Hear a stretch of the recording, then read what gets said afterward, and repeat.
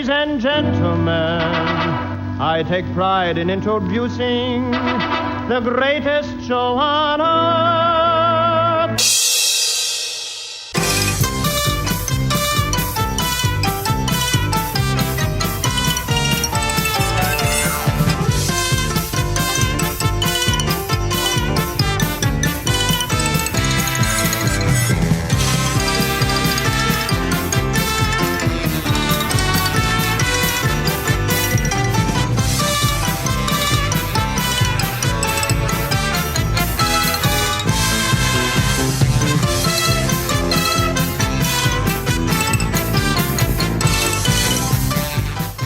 Welcome to the Uncle Floyd podcast. My name is Scott Gordon.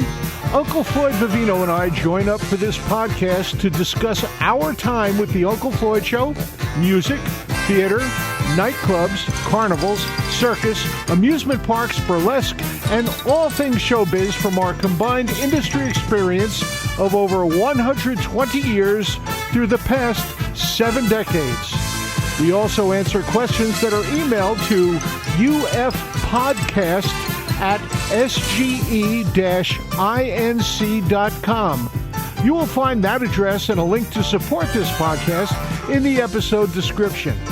Join Uncle Floyd and me, Scott Gordon, now for this episode of the Uncle Floyd Podcast. Here we go. This is podcast number 20, Floyd. We've done 20 of these podcasts so far. Isn't that great? Unbelievable. All right.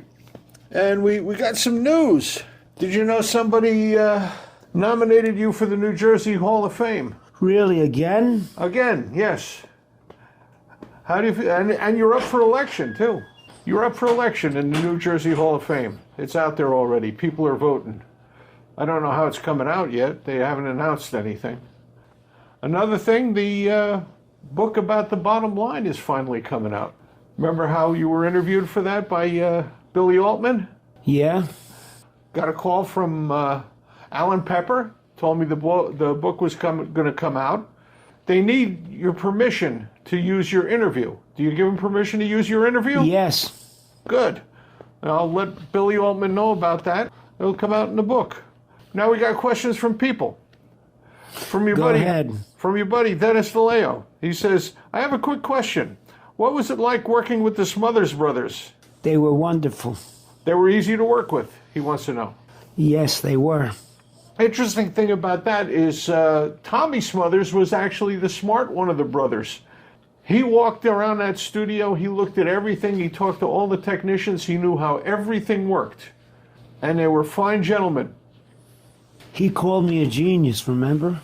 Yeah, I remember that. This is from Geff. He says his name is Geff. He wants to know if did Floyd ever cross paths with some of the other entertainers who slightly predated us, who set the stage for improv in America. Specifically, he's thinking about people like Lord Buckley, Del Close, Severin Darden, or Nicholas and May. Did you ever cross paths with any of those good people? No, not even Nichols and May. We did have a connection with Elaine May. Muggsy married her niece. Remember that? I forgot. Yeah, Muggsy was married to Elaine May's niece. Joe Montano wants to know if you ever met Senior Wences. Never. Never met Senior Wences? Do you consider what he did as an influence to your puppetry? His influence was everywhere. From Arthur Ford. He wants to know if there was any skits that we recorded that didn't air. Many. And were any reshot? No. Yes, there was one. The one where we did You Shouldn't Bet Your Life with the football player. I can't remember his name.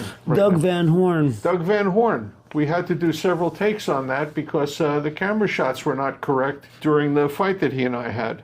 From Marie Francis.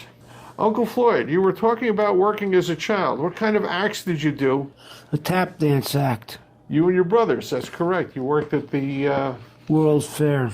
Yep. And what do you think of Buster Keaton? A genius. What's your favorite Buster Keaton movie? The General. I found that one amazing. He was probably one of the best physical comedians of the time. She also says she loves your piano playing and singing. And she wanted to know if you could sing a little bit of Ida for her. Ida, sweet as apple cider, sweeter than all I know.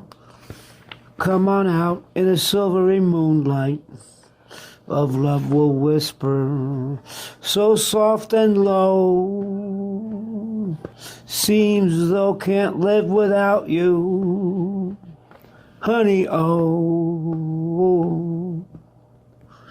Ida, sweet as apple cider, I love you, Ida, honey, deed I do. Yeah. Susie Tannenbaum writes, we know you guys didn't rehearse and that spontaneity was the heart of the show, but how far in advance did you plan which skits would go into each show over the course of a week's taping? 10 minutes. Well, you and I did talk about what characters we were going to do and stuff like that when we were taping the radio shows before we went to tape. Tony from Long Island wants to know if you ever crossed paths with New Jersey thespians Jack Nicholson or Meryl Streep or Danny DeVito. None. Wasn't Danny DeVito on the Wise Guy show? Yeah, probably. Again from Dennis DeLeo. How many appearances did David Johansen make on the show? 27. And he wants to know how you met David Johansen. He was introduced to us by Legs McNeil, if I'm not mistaken. That's right. Scott's right again. Sharon Zara would like to know if you remember Bing Crosby singing Pistol Packin' Mama with the Andrews Sisters. Yep. A great recording. We played it on the radio show a couple of times, if I'm not mistaken. We have. Diana Coletti asks, because we heard you say you never met Louis Prima, did you ever meet Sam Butera? Yes. Where was that? Backstage. Do you remember which theater? No. Okay, from Vincent Speranza. Do you have a favorite New Jersey hot dog place? Callahan's. You like Callahan's? I liked the old Johnny and Hanges when it was in Patterson. The new location, it's not the same for some reason.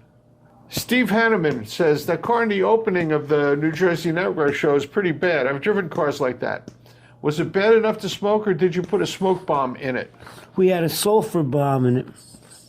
It was a smoke bomb. It was about 5 inches long and 1.5 inches in diameter, and we duct taped it to the tailpipe.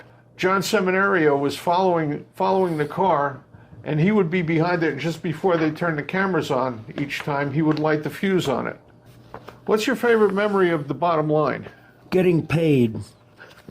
Well, that's why it's called show business, because we're getting paid all the time, mostly. There's a couple of times where we didn't get paid. We got stiffed. You want to talk about any of those? Want to talk about any time a club owner stiffed us? No? No. So what do you think about this New Jersey Hall of Fame thing? I don't think much of it.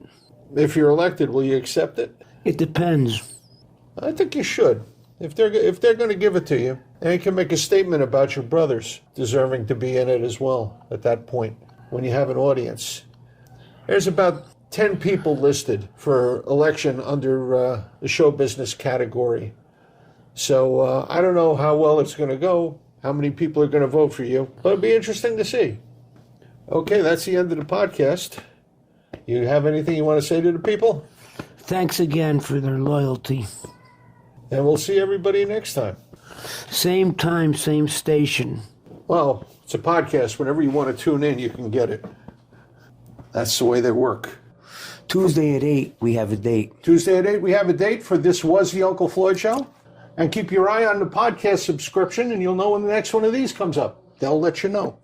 And if you want to tell your friends how to get here, just tell them to go to unclefloyd.podbean.com. That's PODBEAN.com.